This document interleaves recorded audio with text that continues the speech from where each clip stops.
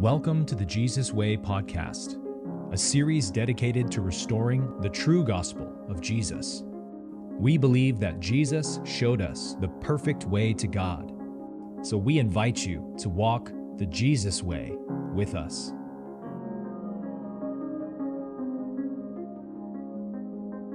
All right, now we're moving into our second type of prayer, which we just call active prayer.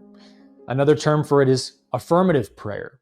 This is the praying from the first person present tense principle, the I am principle.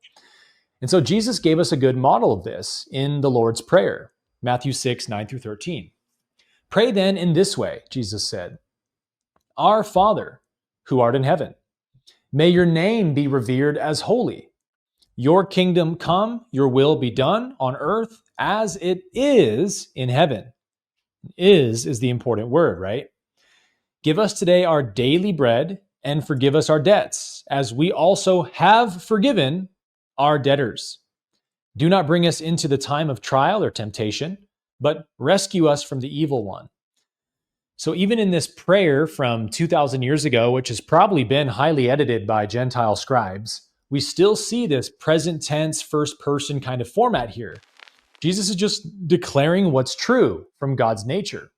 And so we actually pulled out the Prayer of the Cosmos version from Neil Douglas Clots, which we think just unpacks this prayer in a deeper way.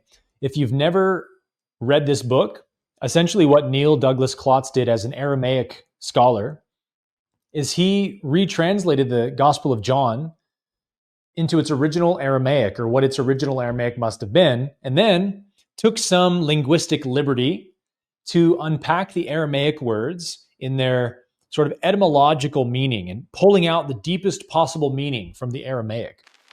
So this is the same exact prayer in the original Aramaic translation from Neil Douglas Clots. O birther, father, mother of the cosmos, you create all that moves in light. O thou, the breathing life of all, creator of the shimmering sound that touches us, respiration of all worlds, we hear you breathing in and out, in silence. Source of sound, in the roar and the whisper, in the breeze and the whirlwind, we hear your name. Radiant one, you shine within us. Outside us, even darkness shines when we remember. Name of names, our small identity unravels in you. You give it back as a lesson. Wordless action, silent potency. Where ears and eyes awaken, there heaven comes. So, even though this might not be the most accurate, literal translation of that prayer, you got to give it up to Neil Douglas Clots, man. What an absolutely gorgeous prayer that is totally in perfect alignment with the original we have, but just takes it to that next level. This is why prayer is fun. Prayer is such an art form that has to be born of the heart. This kind of prayer, he could not have written or retranslated a prayer like this unless this is a reflection of his own prayer life. This is a prayer that's clearly coming from somebody who has spent a lot of time contemplating the nature of God. So here's a couple more key verses on active prayer. Mark 11:24, we've touched on this a lot. Whatever you ask in prayer, believe that you've already received it and it will be yours. Similarly, Matthew 7:7, ask and it will be given, search and you will find, knock and the door will be opened. See, it's all affirmative, isn't it? For everyone who asks receives, everyone who searches finds, and for everyone who knocks, the door will be opened. Now, I think, James, the key to this verse, the important point to this verse, is that we have to know what it means to truly ask or to truly seek and truly knock, right? Because, hey, there's a lot of Christians and religious and non-religious people alike who pray to God every day and seek, ask, knock, knock, and don't get any answers. So it's like, was Jesus wrong? Or do we have to know what it really means to ask God, to seek and to knock on the door? And of course, we already know the answer, right? We got to pray from alignment with God. We have to attune our soul to the nature of God and pray from that nature. Because look, only God is real. Only God exists. God is reality itself. And so if I want to be in reality as much as possible, I want to be in God as much as possible. And so if it's not true that God is absent or doesn't know something, I should never talk to God like that's so. Otherwise, I'm knocking on an invisible door that doesn't exist. Can you see that? Totally. And, this makes me think of our recent experience with my dog. Should we get into that story? Oh, yes. Yeah, we have a really fun example of this from the other night. We had, it was my birthday, wasn't it? Yeah. Yeah, it was. We were all hanging out upstairs and watching some videos and just having some really deep discussion on this exact topic, but specifically the power of doing this as a group, affirmative prayer as a group.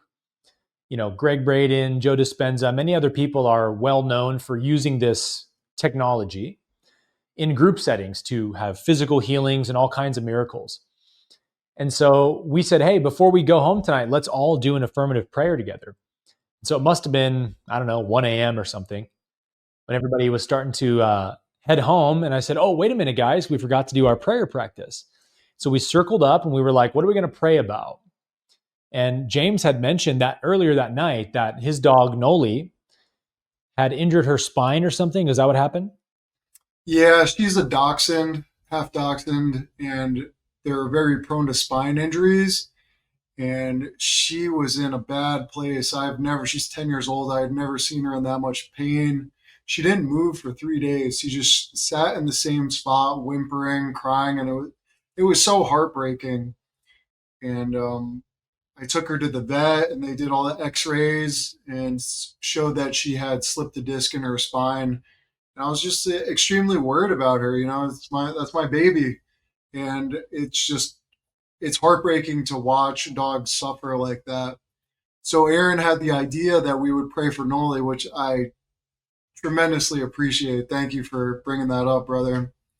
So we proceeded to have a group heartfelt prayer led by our friend Johnny, and we really envisioned a healthy, happy cannoli, and we felt it. We felt it together, and we just felt immense gratitude for Noli's health So this was a video James took that day. that And day. you Yeah, said she that, was like this for 3 days, just laying, twitching, convulsing, in immense pain, crying. oh, poor girly. Yeah, that doesn't look fun. She couldn't move. Yeah, it was horrible. So we did this beautiful prayer, and we dropped in deep to a deep sacred space.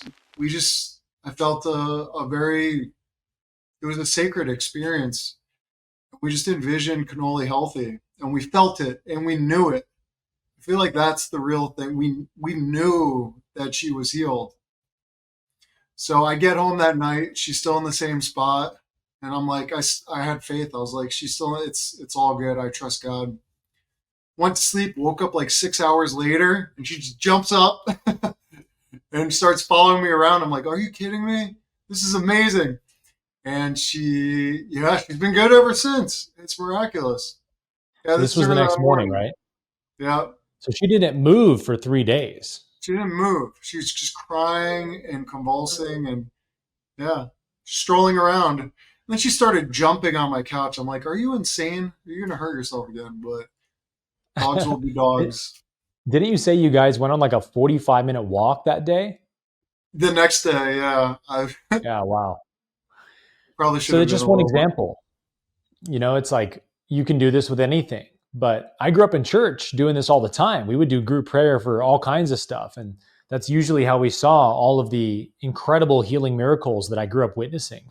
Was it was almost always through this kind of collective group prayer. And Jesus has the famous verse of wherever two or more are gathered, I am there in their midst.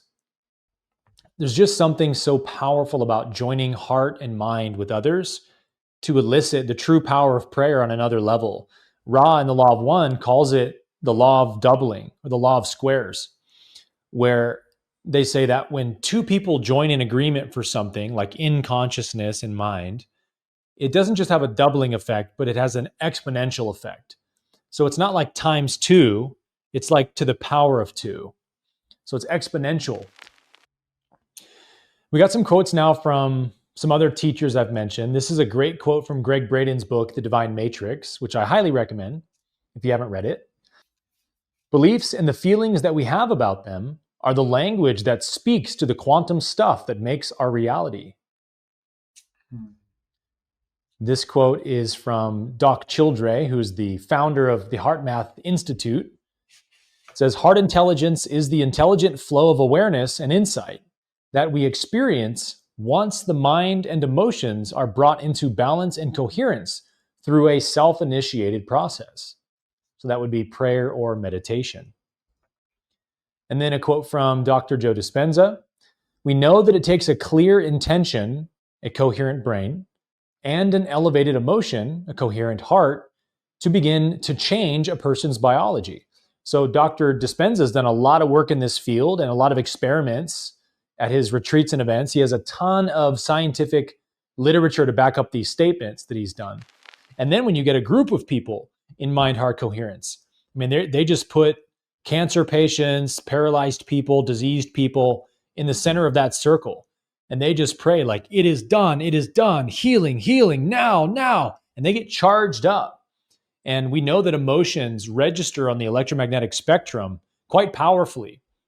When they put these certain devices, I don't know if they're EKG or whatever, but they ask people to get into emotional states and they watch the reading just go crazy on the monitors, right? We've probably all seen this. Emotions are very powerful. And I think it's the thought that points to the thing you want, right? Having the intention upon what you want, but it's the emotion that pulls that trigger, man, and fires that bullet out into the universe. If you want to tell the universe what you want, it's not enough to just think about it, but feel like you're lacking it. Like you're not firing the bullet if you feel like you're lacking it. You got to feel like it's here now. You got to get into coherence with your desire. And this is what Braden and the Heart Math Institute and Joe Dispenza teach and demonstrate so well. Now we have some sayings from the Gospel of Thomas that I think pull this out in a really cool way. Saying 106, when you make the two one, when you say mountain, move from here, it will move. So what is the two being one? Could it potentially be heart and mind? Now I know a good non-dualist, James, would say, no, the two is duality, right? When you make duality into unity or non-duality, then you can, etc. And I would agree. But what is the physical representation of duality? In our direct experience, it's mind and heart, right? We have mind masculine, heart feminine, and usually these two aspects of ourself are not in a non-dual relationship. They're in a very separative relationship. It's always the mind fighting against the heart and so forth. And so even mind and heart is just another analogy for duality itself. But duality itself is just a concept. We need to make this practical in some way. And so we can make this non-duality practical by saying, let's get coherent, mind and heart, a focused intention with an elevated emotion. And then we speak God's word into action. Mountain, move. And the mountain here represents a challenge, an obstacle in your life. Jesus is using this in a metaphoric way. You can speak to this challenge in your life, move and it will move. Coherence is all we need, right? Ask and it shall be given. But the asking requires you to get into coherence. God is coherent. God is one. God is not divided. So if we ask from a divided state of consciousness, we're not really asking. Yeah, we're not really connecting to the God that exists. We're connecting to a God of our imagination, a God that is lacking and doesn't care about me and doesn't want to help me. That's the God we invent as idolatry, right? In the mind, when we don't know the true nature of God. When we deviate from God's nature in our mind, we invent a false God. And then we pray to that God. We beg it to come down and help us. And it's like, God is not in your fear, your lack, your victimhood. So God can't come down to your level and meet you there. You have to rise to where God is. You got to rise to God's level, which means truth and reality. In truth, this is already done. In truth, God already knows. In truth, God's already in control. That's reality. And so I need to elevate my consciousness to that level. I often use the elevator analogy, James. It's like if I'm in a 7-story building and the first floor represents hell on earth and the 7th floor represents heaven on earth. And I'm on floor 2 or 3, right? Not absolute hell, but like really terrible, really bad floor. I want to get up to those higher floors. Well, I can't expect for floor 7 to come down to floor 3. I can't try to pull floor 7 down to my level and make it heaven where I am, because that's not where heaven is. Heaven isn't in your lack beliefs, your doubts, your fears, your judgments, your unforgiveness. You can't ask God to come and fix those problems. Those problems don't exist to God, right? You've got to go to where God is. You've got to get into that elevator, which is your awareness, right? And rise in awareness to the 7th floor, where there is no judgment, where there is no problem, no disease, no sickness, no nothing outside of God's absolute perfection. And that's how we pray, is we rise to where God is. And so Gospel of Thomas saying 3 says, the kingdom is inside of you and it is outside of you. When you come to know yourselves, I am the Christ, then you will be known, meaning you'll see yourself everywhere. You'll see that the Christ is everywhere. And you will realize that you are the children of the living Father. So it's kind of that giving and receiving idea yet again. If you come to know yourself as the Christ, you will know yourself in everybody. As Jesus said, when you love the least of these, you loved me. And so it begins with this point. The kingdom is inside of you and it is outside of you. This is why there is no separation between inside and outside. As above, so below. As within, so without. We are always connected to the field. We are always connected to the kingdom of heaven.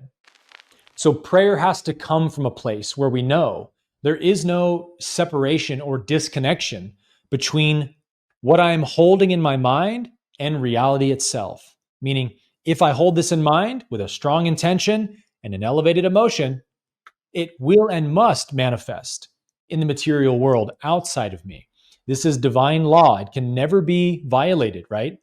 Whatever we hold in mind, as Jesus said, ask and it will be given. Believe you've already received it, and it shall be yours. Saying 70, very similar. If you bring forth what is within you, what you bring forth will save you. If you do not bring forth what is within you, what you do not bring forth will destroy you. So I think this is a cool one, James, because it's kind of getting into the non-duality a bit of God's nature, in that all we can bring forth is what is real. Only love is real. So like you can't actually bring forth fear because it doesn't exist. Fear is an absence, not a presence. So Jesus is saying, like, if you bring forth what is real of you, love, peace, patience, kindness, joy, goodness, then that it will save you because you're making yourself the source of it. When I give something, metaphysically, I make myself the source of it. So if I want to be love's home, I better be giving a lot of love out, because the moment I give it, giving is proof of having. So if you give what's within you, it'll save you. But if you don't bring forth what is within you, if you don't bring forth love, then the lack of bringing that forth will destroy you, meaning the privation, the evil, the sin, the absence of that thing will start to corrupt you. So it's like we are meant to shine. As Jesus said, let your light shine.